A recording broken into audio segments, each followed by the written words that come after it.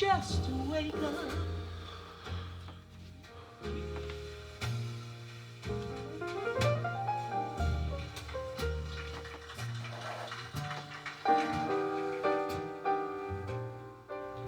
Today I want to talk about a problem I had that I didn't realize before I listened to the recording years after it's done. It shows a completely different kind of a recording, because at the time I was more involved with this kind of music, and I realize now what happens when a band played reasonably loud in a small room, and you try to make it tight, and they're actually playing very good, and you feel like you're in a part of things, and the room is not particularly well suited for music, but well, it's a concert. This was a very important concert. It was a release concert for a new album.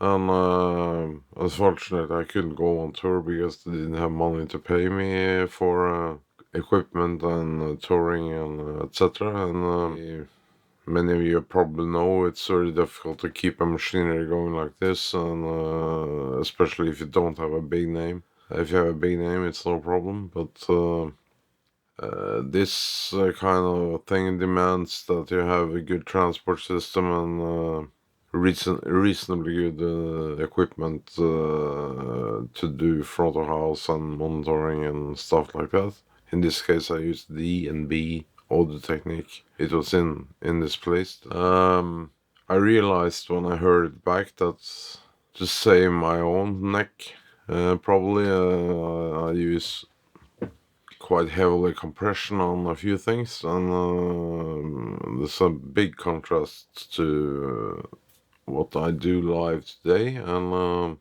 at the time, it seemed to me that this was the way to go, and really make the band as tight as possible, and use whatever tool I had in my toolbox. I think this is one of the first jobs I did with a Midas digital system. And it's very easy to get fooled by all the gadgets and dudes and dots that you have in this kind of mixer the first period of time when you have it. So I think maybe I let myself get a little caught in the moment, and